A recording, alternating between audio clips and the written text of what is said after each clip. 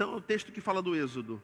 Fala do processo de libertação do povo de Deus, do cativeiro egípcio e da entrada na terra prometida. Se a gente tivesse tempo de ler o livro do Êxodo inteiro, você ia perceber que ele começa falando que morreu o faraó, e aí vem um novo faraó.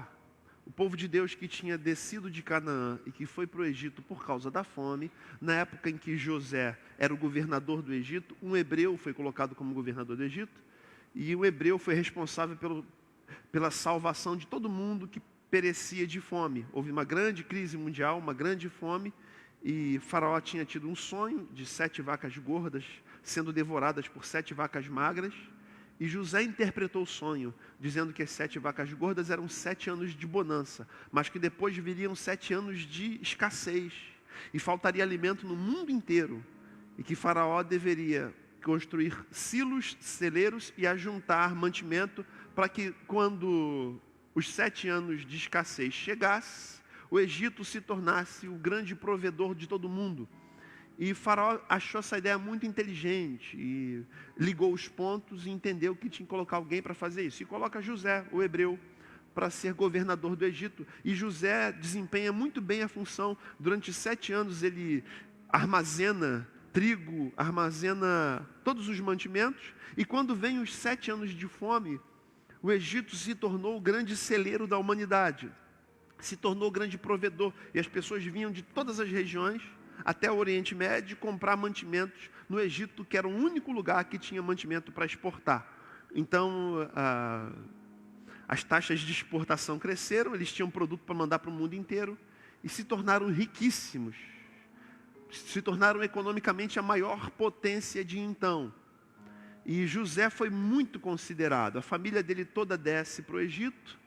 77 pessoas, 77 hebreus. Abraão gerou a Isaac, Isaac gerou a Jacó. Jacó gerou os 12 patriarcas, entre eles José. Esses 12 patriarcas descem para o Egito e vão morar no Egito na época que José era muito considerado. O tempo passa. Flávio Joséfo vai dizer que desde a saída de Abraão de Ur dos Caldeus até a saída do povo hebreu do Egito, se passa algo entre 413 anos, 415 anos. Então essa é a contagem principal. E o tempo passa, Faraó morre, vem um novo faraó, José também morre, e vem um novo faraó que não conhecia a história de José. Aquela história de trocou o teu chefe que trabalhou contigo durante 10 anos, você era muito considerado, você era muito querido, aí ele saiu e entrou um chefe terrível, que não foi com a tua cara, tua vida era uma maravilha, de repente tua vida vira um inferno, porque mudou o chefe. Isso às vezes acontece. Para quem trabalha no serviço público, isso acontece normalmente de 4 em 4 anos.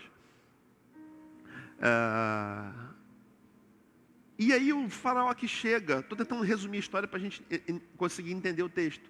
O faraó que chega não quer saber do povo de Deus, ele escraviza, ele aperta, ele humilha, ele impõe um peso, e ele faz deles a mão de obra barata, e os aperta, e quanto mais os aperta, mais eles se multiplicam, e o faraó começa a ter medo daquele povo que era pequeno, agora já são milhares, centenas de milhares, deles se rebelarem e tomarem o poder.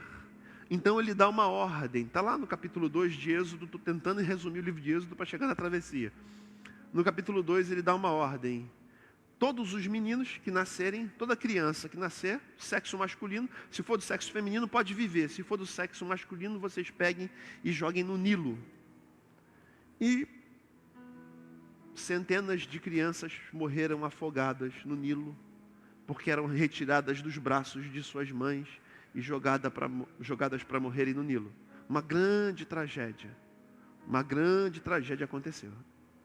E aí o povo começa a clamar, no capítulo 2, capítulo 3, estou resumindo o livro de Êxodo, para que Deus levantasse um libertador, para que Deus se movimentasse, para que Deus mudasse a história dele. A história se tornou muito dolorida, a história se tornou muito dolorosa, gente muito amada estava morrendo, gente muito amada estava sofrendo, gente muito amada estava passando pelo perrengue. E aí Deus levanta Moisés. A história de Moisés você conhece, era para ter sido jogado no Nilo, a sua própria mãe, depois de o esconder por 3 meses, o coloca num cesto e coloca no Nilo. E o cesto leva, e a filha de Faraó o acha, o cria como seu filho no palácio. Aos 40 anos ele foge para o Egito. Aos 80 anos ele volta como libertador. E aí na volta ele briga com o faraó. E de Êxodo 3 até o Êxodo 14 é essa luta. E Êxodo 14 fala exatamente do momento da travessia. É o momento da libertação. É o momento da transformação. É o momento de findar um tempo e iniciar outro. É o momento de se estabelecer uma nova jornada. É o momento de virada de chave na vida. É o momento que as coisas como estavam já não podem mais perdurar. E agora é necessário viver algo novo. Fala de como o povo de Deus se portou. Em todo momento da sua vida, você pode se portar bem, você pode se portar mal, você pode alavancar para que as coisas aconteçam mais rápido, ou você pode retardar as etapas. Você pode subir os 10 degraus com tudo, ou você pode subir cada degrau de forma muito lenta e levar muitos anos no mesmo degrau. Esse texto fala das travessias da vida. Fala de como Deus se porta, fala de como Deus levanta a gente e coloca do nosso lado, fala das dores que a gente sente, dos traumas que a gente carrega e que podem frear a nossa existência. Fala da questão emocional, como ela influi na nossa caminhada. Se a gente estiver emotivamente mal, sentimentalmente mal, emocionalmente mal, a nossa vida pode ser freada de uma forma impensável. E o texto fala dessa travessia. E o texto, o Deus que podia fazer tudo num passe de mágica, Ele não faz. Ele estabelece processos e Ele age de uma forma que nós venhamos a aprender a tirar as lições que cada tempo nos ensina. E a gente vive num tempo assim bem difícil, né? A gente vive num tempo de se fazer muitas contas. Antes a gente não fazia tantas contas, hoje a gente faz muitas contas. A gente não sabe o que vai ser do amanhã, a gente não sabe o que vai ser do mês que vem. A gente pensa que tudo já tinha se resolvido e quando a gente vê, não tem nada resolvido. A gente pensa, agora acabou a pandemia, daqui a pouco recomeça a pandemia. A gente pensa, daqui a pouco vai acabar esse momento da máscara, a famigerada máscara, que a gente não sabe se a pessoa está rindo ou se está séria. E a gente, não, vai ter máscara por muito mais tempo.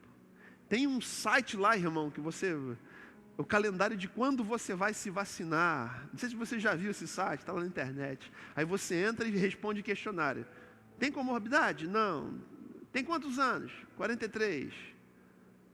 É de tal grupo? Não. Você vai se vacinar em agosto.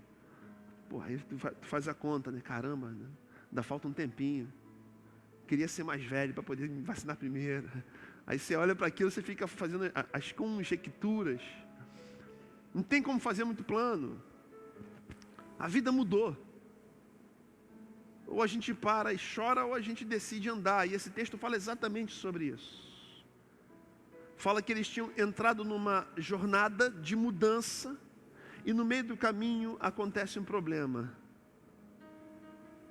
Aí do versículo, quero ler do 9 ali em diante, para a gente ir acompanhando, né? O povo vinha numa pegada.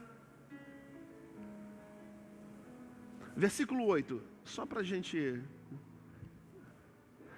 O Senhor endureceu o coração de Faraó, rei do Egito, e este perseguiu os israelitas que marchavam triunfantemente. Eles achavam que a vida tinha sido resolvida. Eles estão numa marcha triunfante, eles estão vivendo cada dia, dando seus passos, entendendo que a vida tinha sido resolvida, Faraó já tinha ficado para trás. Em Êxodo 12, eles sacrificam um cordeiro, tem a morte dos primogênitos, e Faraó os liberta para ir, eles vão embora, eles pensavam que o passado tinha se resolvido, que nunca mais veriam Faraó, que agora era uma questão de tempo para tudo dar certo. Então eles marcham triunfantemente. É uma caminhada da vida onde tudo está dando certo. É uma caminhada onde tudo está no seu devido lugar. Eles estão em paz, em direção ao futuro que os espera, em direção a uma terra prometida que os espera. As coisas já se organizaram e parece que tudo vai fluir. Aí no versículo 9, diz que os egípcios, com todos os cavalos de guerra de Faraó, os cavaleiros e a infantaria, saíram em perseguição aos israelitas e os alcançaram quando estavam acampados à beira-mar, perto de Pi-Hairote, defronte de Baal-Zefon. Não só a cavalaria e a infantaria, mas os 600 melhores carros de guerra. Faraó pegou o que ele tinha de mais poderoso. Nesses carros de guerra existia um oficial comandante e mais um outro soldado ali, um cabo soldado, que era quem ajudava. E eles pegaram os melhores e vinham com força total, pegou o exército inteiro que ele tinha de nata e vem atrás. 10. Ao aproximar-se o faraó, porque não era apenas os exércitos, não era apenas os comandantes, o próprio faraó vinha atrás deles, e faraó aqui simboliza a morte, faraó simboliza o mal, faraó simboliza a escravidão, faraó simboliza a falência, faraó simboliza a doença, faraó simboliza o fim da vida, faraó simboliza toda sorte de maldade, de coisas ruins, estavam personificadas. O próprio faraó se via não como um ser humano, mas era uma entidade divina na terra, de forma que a palavra dele não podia ser contradita, nem entre os próprios egípcios, nem entre os outros povos.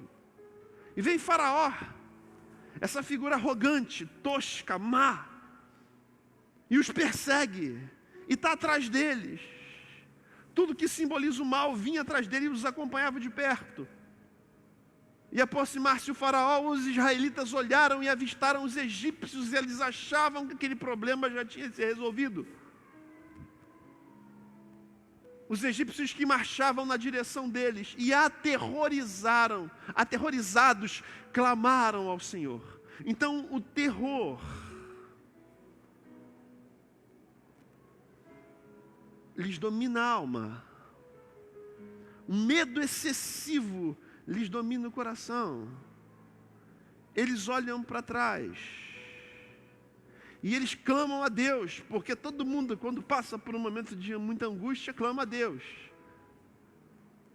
O seu Deus, ainda que não crê em Deus, ai meu Deus, usa a expressão com o nome de Deus, justamente porque o momento é de perigo. Aí o versículo seguinte, 11, disseram a Moisés: foi por falta de túmulos no Egito que você nos trouxe para morrermos no deserto? O que você fez conosco, tirando-nos de lá? Então eles clamam a Deus e reclamam com Moisés. Eles olham para trás, era para ter deixado no Egito. Por que eu fiz isso? Por que eu fui sair de lá? Por que eu não fiz tal coisa? Por que eu errei? Por que eu cometi tal deslize? E ele se cobra. Por que eu dei tanto tempo para essa pessoa? Por que eu fiz isso comigo? Por que eu não investi mais nisso? Ou por que eu investi nisso? Eles começam a ficar com o psicológico abalado. A morte está chegando perto. A perseguição. E a gente vive um tempo que a gente tem visto, irmãos, gente falecer perto da gente. A morte tem estado perto. A gente abre a rede social, que se tornou, já falamos aqui, um obituário. A gente vê uma foto, a gente vê alguém que faz aniversário e bota a foto. Quando você vê a foto, você se assusta. Não sei se já aconteceu com você. Ah, não. Aí quando você vai ler, é aniversário, graças a Deus. Porque você olha a foto e você pensa: caramba, não pode, fulano não pode ter ido. Porque a outra foto que vem é alguém que foi.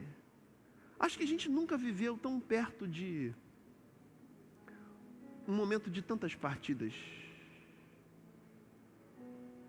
Tem sido dias difíceis, irmãos. Tem sido dias difíceis.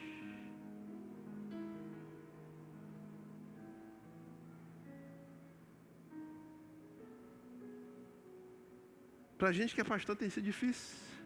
Semana sim, semana não, a gente está em sepultamento. De familiar de alguém que se foi, de familiar de alguém da igreja. Semana sim, semana não, a gente não consegue estar em todos. Mas é o tempo que a gente vive. Semana sim, semana não, a gente recebe mensagem de alguém que partiu, alguém do nosso ciclo de trabalho, algum amigo de antiga, alguém mais novo que a gente, alguém mais velho que a gente, amigo conhecido, gente próxima. A gente nunca lidou tanto com a dor da perda como a gente tem lidado nesse tempo. Tem sido dias difíceis, e a gente acaba sentindo Muitos de nós acabamos ficando psicologicamente abalados. E a gente que é pastor também fica abalado, cara. A gente que é pastor também chora e fica triste. E reclama com Deus.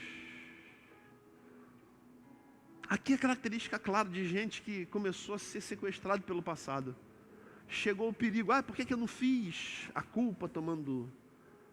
A culpa é sua, Moisés, querer buscar culpados para os nossos problemas. Isso só atrasa, irmão. Olhar para trás só vai atrasar a vida. Olhar para trás nunca vai ser solução. O passado sempre vai ser uma referência equivocada. A gente olha para trás para tentar caçar o ideal, seria olhar para trás, para olhar para os momentos difíceis que Deus nos sustentou. Acho que é só nesses momentos, olhar para as experiências que a gente conseguiu vencer e tê-las como exemplo. Tirando isso, como alguém disse aqui, que o retrovisor é muito menor do que o para-brisa, já percebeu?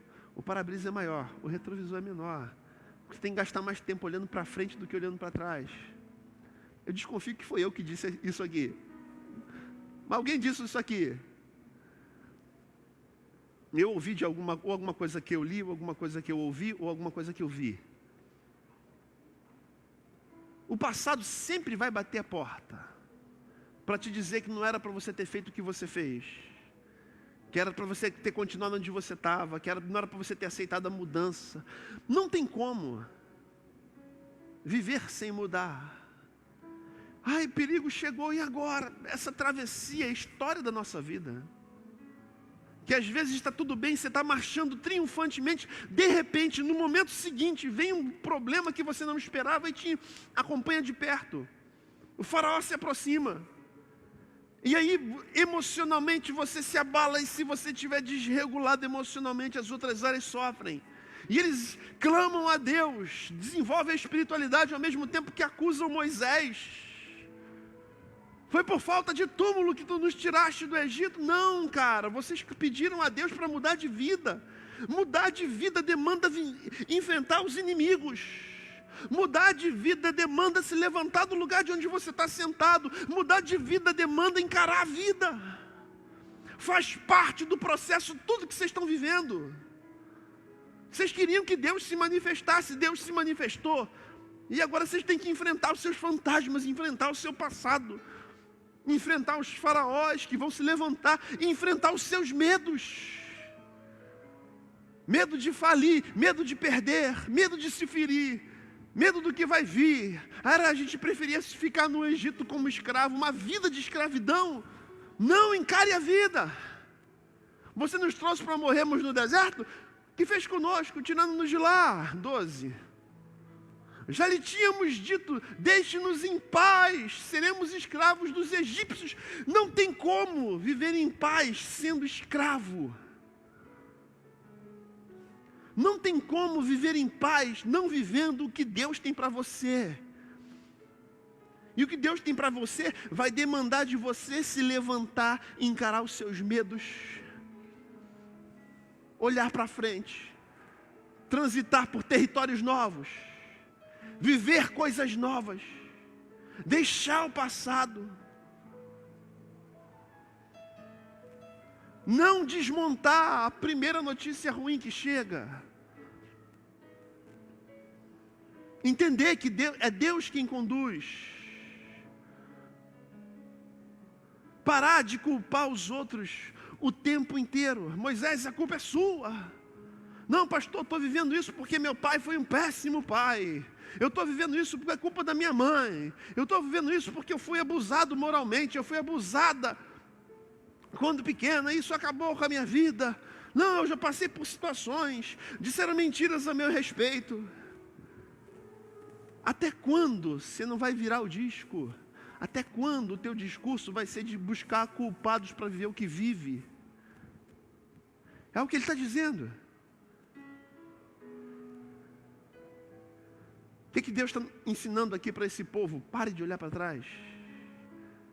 Se o faraó está se levantando, de repente foi Deus que permitiu que se levantasse. E no caso aqui, Deus deixa isso muito claro: eu mesmo endurecerei o coração de faraó. Então o problema vai chegar até você, não é para te destruir, mas para que você destrua o problema de uma vez por todas. Quando é Deus que traz, irmãos. Quantos estão entendendo essa palavra? Então chegou, está aí, está perto, está na cola. Você é dominado por sentimentos que não sabe onde vai dar.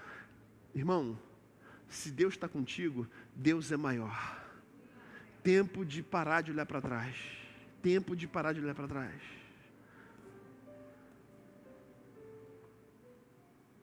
Antes ser escravos dos egípcios do que morrer nesse deserto. 13. Moisés respondeu ao povo: não tenham medo. Eles estavam aterrorizados. Não tenham medo, não permitam que o medo os vença, não permita que o medo encontre morada no coração de vocês, de tal forma que vocês percam o equilíbrio, percam a direção. Vocês estão no caminho certo. Deus nos desviou, passamos por Pi-Hairote, vamos dar de cara com o Mar Vermelho. Deus vai dar uma solução ali na frente. A gente está na direção, a gente está no caminho certo, a gente está andando em Deus. Deus é conosco. Não deixe que o medo os domine, não deixe que o medo vos roube da vontade de viver. Moisés respondeu ao povo: não tenham medo, fiquem firmes. Na caminhada eles marchavam triunfantemente, eles marchavam poderosamente, eles marchavam constantemente. E agora o medo entrou nos seus corações, eles param. E Moisés fala: fiquem firmes, continua na pegada, continua na jornada. A nossa vida é resultado da soma de todos os dias. Talvez o dia de hoje tenha sido difícil, mas não é um dia que vai definir uma vida, é a soma de tudo aquilo que a gente faz em todos os dias que a gente viveu. Então fiquem firmes, basta cada dia o seu mal. Jesus, quando vieram falar que Herodes estava perseguindo ele, que Herodes queria matá-lo, Jesus fala: vão e digam para aquela raposa: hoje eu faço muitos milagres aqui, amanhã em tal lugar, e no terceiro dia eu vou ressuscitar, vou ser morto e vou ressuscitar. Não convém que um profeta morra fora da sua casa. Jesus está dizendo: eu vou viver hoje o que Deus tem para hoje, eu vou viver amanhã o que Deus tem para amanhã, e quando tiver que partir, quando o meu dia chegar, eu vou partir. Eu só não vou me deixar ser furtado de viver o que eu tenho para viver hoje. É o que Moisés está dizendo: fiquem firmes. E vejam o livramento que o Senhor lhes trará hoje. Vivam hoje, vivam para Deus hoje, e vivam com Deus hoje. Porque vocês nunca mais verão os egípcios que hoje vêm. Alguns problemas, Deus permite que eles aconteçam, para que sejam resolvidos de uma vez por todas. Pô, eu pensava que eu nunca mais ia passar por isso. Então, meu irmão, enfrenta para resolver de uma vez. O Senhor lutará por vocês. Tão somente acalmem-se. Paz na alma. Calma é paz na alma. 15. Disse então o Senhor a Moisés: por que você está clamando a mim? Diga aos israelitas que sigam avante, você enquanto líder do povo. Mas Moisés mesmo não clamava, quem clamava é o povo clamava a Deus e reclamava com Moisés. E Deus fala: por que você está clamando a mim? Porque Deus, quando queria falar com o povo, Deus falava com o líder. Por que você está clamando a mim? Diga aos israelitas que sigam avante. Primeira coisa, eles têm que deixar o passado, e eu acho que eles já entenderam isso, Moisés. A segunda coisa é seguir avante. 16. Erga sua vara, seu cajado de pastor, estenda a mão sobre o mar, e as águas se dividirão para que os israelitas atravessem o mar em terra seca. Vai, Moisés, age. Já fez tantas coisas. Os 10 milagres, as 10 pragas aconteceram quando se levantou as tuas mãos. Levanta de novo, creia de novo, ande de novo por fé, desbrave de novo, seja um desbravador, seja alguém que está vendo o que ninguém vê. Se você conseguir contemplar que aquelas águas vão se abrir, elas vão se abrir, mas tem que acontecer em você primeiro, Moisés. Jesus disse isso. tudo aquilo que pedirdes em oração, crendo recebereis. Jesus disse para os discípulos, a chave da fé está dentro de nós. E essa é a vitória que vence o mundo, a nossa fé. E a fé é esse fundamento firme das coisas, do alvo da nossa esperança e a certeza das coisas que a gente não consegue ver, mas a gente sabe. A gente sabe. Eu olho para aquele grande glorioso dia, como disse no sepultamento para uma família essa semana, naquele grande glorioso dia, estaremos juntos. A vida nesse mundo um dia acaba, mas a gente vai estar junto de Jesus. Com os meus olhos eu consigo ver, naquele grande glorioso dia de encontrando com Jesus, tocando nas vestes de Jesus. O dia em que Ele vai dizer, vinde benditos, tomai por herança o reino que tem preparado desde antes da fundação do mundo. E todos nós adentrando a cidade santa, subindo as escadarias da Jerusalém celestial, aquelas ruas incríveis, as mansões celestiais, os anjos com as trombetas nas mãos, todos reverenciando Jesus, os 24 anciãos, talvez os 12 profetas maiores do Antigo Testamento, e os 12 apóstolos, ninguém sabe quem são os 24 anciãos, que tiram as suas coroas e depositam diante da presença de Jesus. E todos os homens ressurretos, com o corpo glorificado, transformados, entrando na santa cidade, diante dele.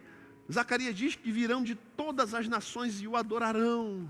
Já não existirá mais dia nem noite, o próprio Cordeiro iluminará tudo. Eu consigo, pelos olhos da fé, ter esperança e ter paz, e saber que viver vale a pena. Porque Ele prometeu que estaria conosco todos os dias, nos bons e nos maus. E essa palavra me encoraja, essa palavra acalenta a alma. Erga sua mão, Moisés, e ande por fé. Veja o que ninguém vê.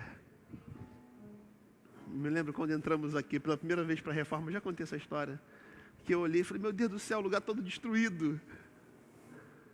Aí o pastor Luciano já, ali vai ter onde a gente fecha essa parede aqui, aquela porta, tinha uma porta nesse canto, a gente fecha essa porta aqui, a gente derruba, tinha uma parede aqui, a gente derruba essa parede aqui, aí pega esse negócio, entulha ali, a gente faz o altar ali, aí começou a falar, eu fiquei olhando para ele, eu olhei assim, Jesus Cristo. A gente tinha R$2.500 no caixa da igreja, uma obra aqui de mais de 50 mil. Eu tinha R$2.500 no caixa da igreja, estou olhando para o pastor Luciano, olhando para a igreja, falando um monte de coisa, eu falei, Jesus da glória. Fé, cara. Fé é se lançar. Fé é ver o que ninguém vê. Fé é crer num Deus que tem poder para fazer coisas impossíveis. Fé é olhar para a vida com esperança. Fé é recomeçar. Fé é crer para ver o mar se abrir e não ver para crer. Fé é tomar decisões antes das coisas acontecerem, antes de ter os recursos. Não estou falando que é para você se endividar, mas estou falando que é para você se lançar. Isso é fé. Erga sua vara, estenda a mão sobre o mar, e as águas se dividirão para que os israelitas atravessem o mar em terra seca. Começa em você, Moisés. Fé.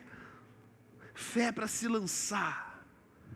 Fé para acreditar que vai chegar um tempo novo. Fé que o recurso vai vir no último momento. Fé que o mar vai se abrir. Fé que a doença não vai ter a última palavra.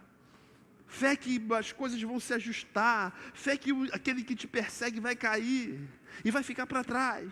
Fé. 17. Eu, porém, endurecerei o coração dos egípcios e eles os perseguirão. E serei glorificado com a derrota de Faraó e de todo o seu exército, com os seus carros de guerra e os seus cavaleiros. Então até o teu problema serve para glorificar Deus, para que Deus seja conhecido, de uma forma ou de outra. 18. Os egípcios saberão que eu sou o Senhor, quando eu for glorificado com a derrota de Faraó. Então as coisas ruins que acontecem na nossa vida servem para que, quando elas findem, Deus seja reconhecido com os seus carros de guerra e os seus cavaleiros. 19. A seguir, o anjo anjo de Deus, que ia à frente dos exércitos de Israel, retirou-se, colocando-se atrás deles. A coluna de nuvem também saiu da frente deles e se pôs atrás. O povo de Israel, na caminhada do Egito, tinha uma coluna de fogo que os aquecia, iluminava e direcionava de noite, e uma coluna de nuvem que os cobria do sol. À noite a temperatura é abaixo de 0 grau. Durante o dia, nos desertos do Egito, a caminho do Sinai, caminho de Canaã, temperatura entre 40 e 50 graus. Então, de noite, uma coluna de fogo os aquecia. De dia, nuvem protegia do sol causticante. Só volta um pouquinho no 19.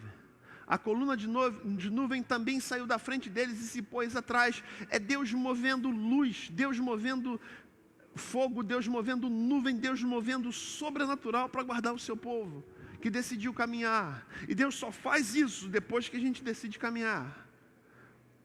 Entre os egípcios e os israelitas, a nuvem trouxe trevas para uns e luz para outros, de modo que os egípcios não puderam aproximar-se dos israelitas durante toda a noite.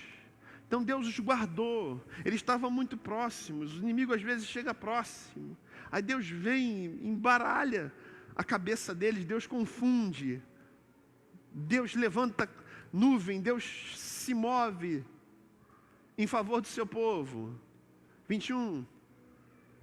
Então Moisés estendeu a mão sobre o mar, e o Senhor afastou o mar e o tornou em terra seca, com um forte vento oriental que soprou toda aquela noite. As águas se dividiram. Aí eu já vi uma reportagem numa revista, e eu já vi um programa da National Geographic, que fala que as águas demoraram uma noite inteira para se espalharem, porque foi um vento que bateu e teve um rodamuinho, então as águas se espalharam. Foi um evento natural. A abertura do Mar Vermelho foi natural, as águas se espalharam por causa do vento, e isso acontece de vez em quando. Isso é National Geographic. Vem Moisés, quem escreve o próprio Êxodo, e ele faz questão de dizer que ficaram 2 paredes de água, uma do lado da outra. Era a força sobrenatural de Deus. Tem gente que vai dizer que o que acontece foi algo natural, mas só quem chegou do outro lado vai dizer que foi a mão de Deus. Vai ser por fé sempre. As águas se dividiram, 22. E os israelitas atravessaram pelo meio do mar em terra seca, tendo uma parede de água à direita e outra à esquerda. Não foi um sopro natural, não foi uma seca, não foi um movimento de maré. Não foi isso que separou, foi a mão poderosa de Deus que separou e segurou. Deus às vezes se manifesta de formas que a gente acha que foi o natural, quando não foi. Deus aqui separando, é Deus aqui abrindo um caminho em meio ao mar, é Deus abrindo um caminho em meio à crise, é Deus, quando a falência era dada por certa, se movendo e abrindo um caminho para você chegar do outro lado. Assim Deus faz, assim Deus age, de uma forma inexplicada, de uma forma inexplicável. É Deus separando o que te oprime. É Deus criando um caminho novo quando você pensa que todos os caminhos já tinham se findado. De forma que uma parede de água se forma à direita e outra à esquerda. 23. Os egípcios os perseguiram, e todos os cavalos e carros de guerra e cavaleiros do faraó foram atrás deles até o meio do mar. 24.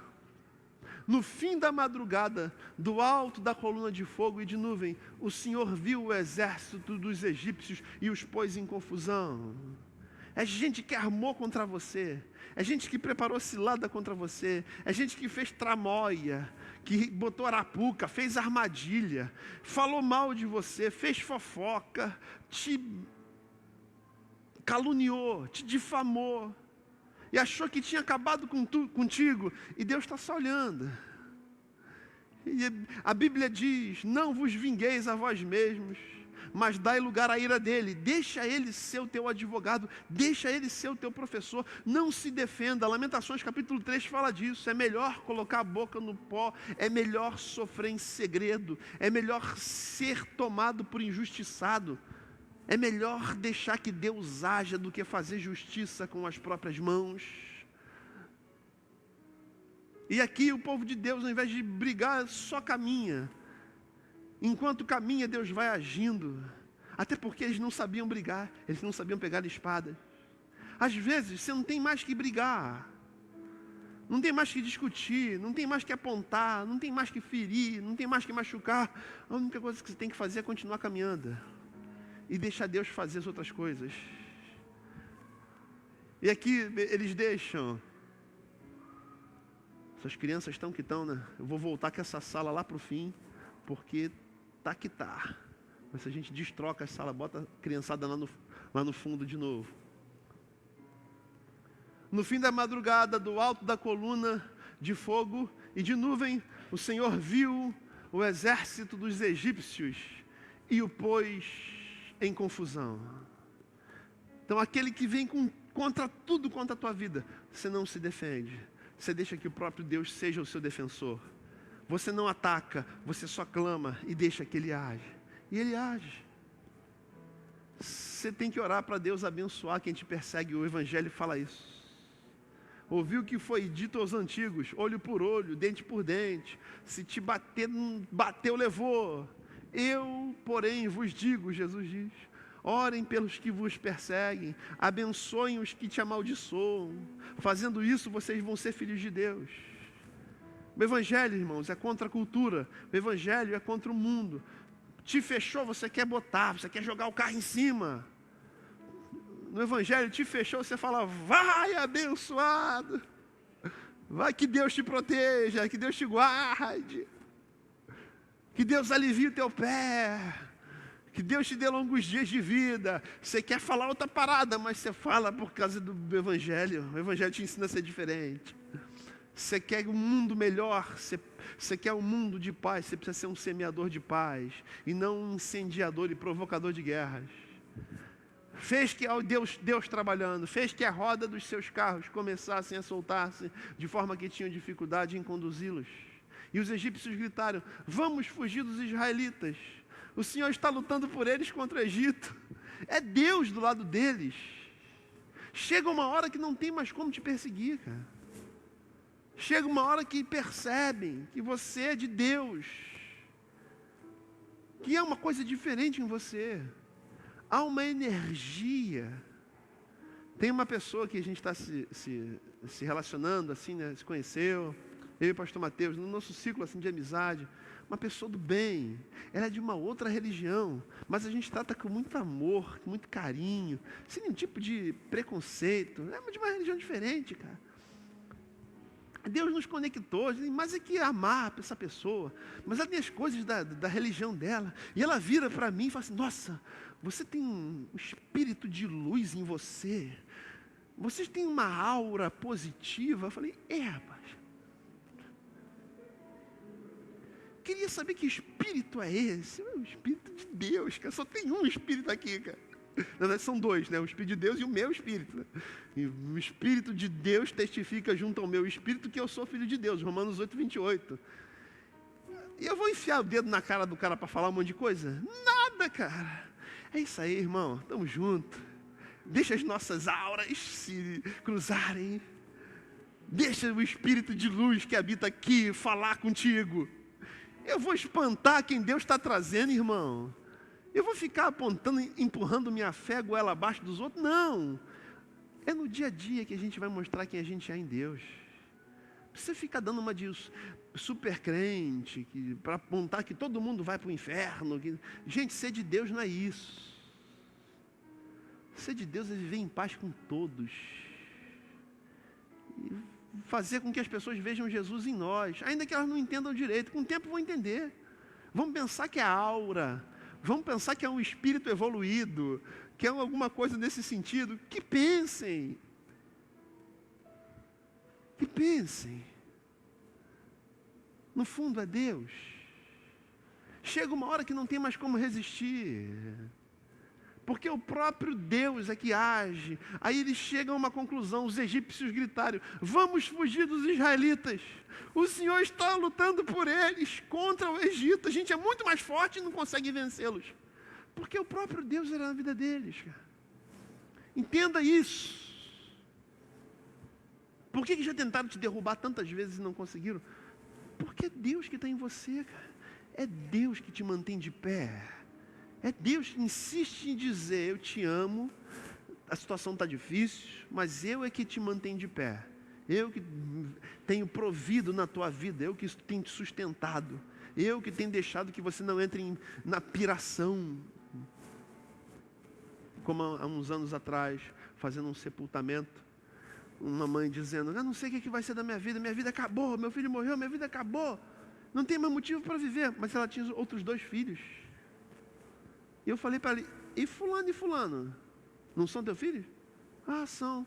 E como é que acabou o motivo de viver? Ah, mas eu amava muito. Eu entendo que você amava muito, a dor é lacinante, lacerante. Mas você tem outros 2. Então você tem outros 2 motivos para viver. E vive por eles. Porque quando você fala que a sua vida acabou, você está falando que eles 2 não são nada. Viva por eles. Lute por eles. Lute pela existência, caminhe por eles. O Senhor está lutando por eles contra o Egito, 26, caminhando para o fim. Mas o Senhor disse a Moisés, estenda a sua mão sobre o mar, para que as águas voltem sobre os egípcios, sobre os seus carros de guerra e sobre os seus cavaleiros. É Deus trazendo juízo, é Deus encerrando a história de Faraó, é Deus acabando com a perseguição, é Deus findando a doença, é Deus dando um diagnóstico de acabou. É Deus dando um ponto final num problema que era histórico na vida deles. Chega uma hora que o próprio Deus toma a decisão em teu favor. Chega uma hora, e vai chegar a hora que isso tudo vai passar na tua vida. Vai chegar uma hora que Ele vai secar dos olhos a lágrima. Vai chegar uma hora que um novo momento na tua vida se estabelecerá. E esse aqui é um momento histórico. Nunca mais aquele faraó, aqueles homens que os perseguiram, que os mataram, que os feriram, que os escravizaram, nunca mais eles se levantariam, porque Deus tinha dado um ponto final. 27. Moisés estendeu a mão sobre o mar, e ao raiar do dia, o mar voltou ao seu lugar. Quando os egípcios estavam fugindo, foram de encontro às águas, e o Senhor os lançou no mar. E os egípcios e Faraó simbolizam o mal, a escravidão, a perseguição, a violência, a dor, a angústia, o medo. É Deus findando isso tudo na vida deles. É Deus findando isso tudo na tua vida. Quando os egípcios estavam fugindo, foram de encontro às águas, e o Senhor os lançou no mar. 28. As águas voltaram e encobriram os seus carros de guerra e os seus cavaleiros.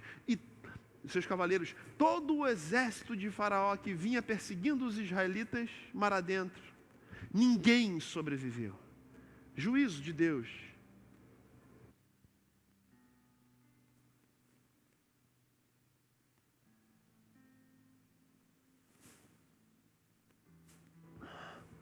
As águas voltaram e encobriram seus carros de guerra e seus cavaleiros. Todo o exército de Faraó que vinha perseguindo os israelitas no mar adentro, ninguém sobreviveu. 29. Mas os israelitas atravessaram o mar, pisando em terra seca, tendo uma parede de água à direita e outra à esquerda. É o fim. Em alguns momentos da história, Deus trouxe juízo. No Antigo Testamento e no Novo, irmãos. Não é só no Antigo. No Antigo teve sobre o Egito, sobre Sodoma e Gomorra, no dilúvio, na Torre de Babel. No Novo Testamento você tem Ananias e Safira, que Deus tirou a vida.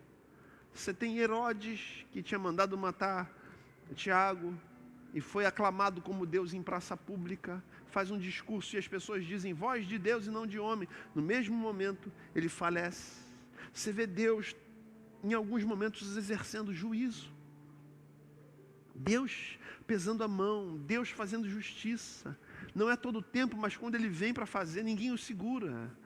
Ele é amor e nós pregamos esse Deus de graça, que nos dá tempo para que nós nos arrependamos e nos voltamos para Ele. Porque senão, todos nós que não o conhecemos ou que abrimos mão dele, encontraremos com Ele no dia do juízo. Então o Evangelho ele não bota à parte o juízo. Há um juízo sobre os desobedientes, sobre os que estão longe de Deus. O juízo de Deus sobre Faraó é o juízo de Deus sobre todos aqueles que não receberem seu filho. Mas os israelitas atravessaram o mar, pisando em terra seca, tendo uma parede de água à direita e outra à esquerda. No meio do milagre, eles são salvos, não por merecimento, mas pela graça de Deus que foi lá e preparou tudo. Abriu um caminho para que eles chegassem do outro lado. Essa é a graça, favor imerecido. Bondade e favor de Deus em nosso favor. A graça de Deus. Naquele dia, o Senhor salvou Israel das mãos dos egípcios e os israelitas viram os egípcios mortos na praia. No dilúvio foi a mesma coisa. As pessoas que não quiseram Deus ficaram do lado de fora e foram alcançados pelo dilúvio. Na vinda de Jesus, a Bíblia diz, onde estiverem os corpos, ajuntarão os abutres. É uma interpretação teológica profunda, não dá para a gente falar aqui, mas está lá em Mateus 24. O dia da vinda de Jesus, o dia do Deus Todo-Poderoso, o dia do Senhor ser um dia de glória para muitos, mas um dia de terror para outros. Em Apocalipse 6 fala sobre isso também. 31, terminando. E a síntese da travessia.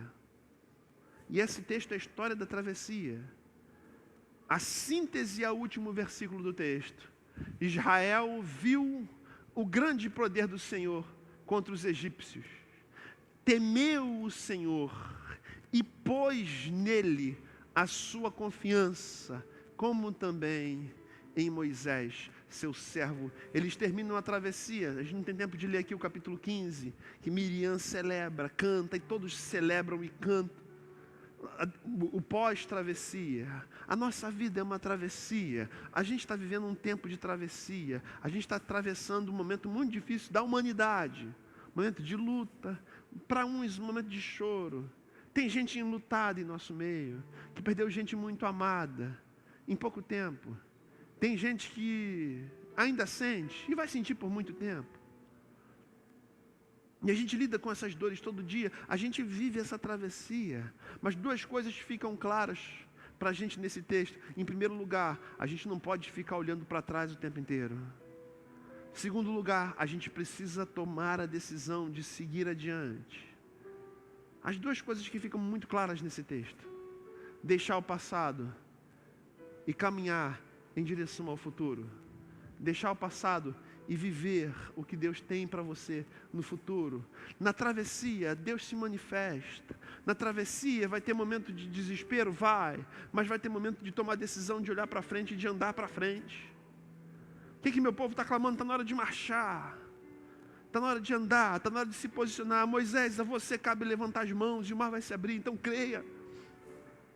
Usa o teu cajado, usa a tua fé, usa o que você tem em mãos. Creia.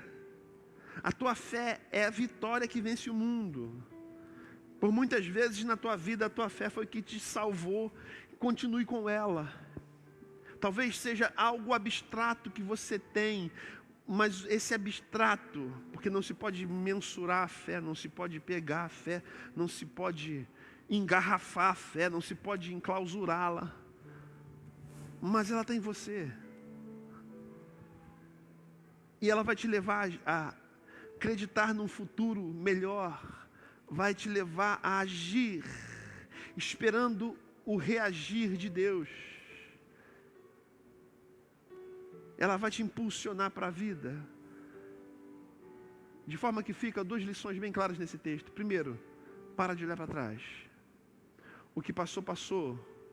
O que doeu, doeu. O que viveu, viveu. Segundo, decida seguir avante. Independente do momento que a gente vive, acorda e luta pela vida. Acorda e acredita num tempo novo que está chegando. Acorda e acredita que o mar vai se abrir. Acorda e acredita que em meio à enfermidade, às lutas que você vive, você precisa se posicionar para viver vitória. Tem pessoas no nosso meio lutando contra a enfermidade. Tem uma querida que tinha sido desenganada e que está... Falei com a filha dela essa semana, ela está bem, cara. Está bem. E encheu o meu coração de alegria e de esperança. No meio dessa loucura toda, tinha tudo para dar errado, deu certo. Posso ouvir um glória a Deus? É assim que Ele faz. É assim que Ele faz. Então, não morra antes da morte chegar. Encare a vida. Lute por ela. Se o medo insistia em te alcançar, olha para frente e olha para cima. Tem um Deus que é pela tua vida, que luta por você, que te quer bem, que te mantém firme, que te mantém seguro em seus braços. No nome de Jesus. Vamos ficar de pé?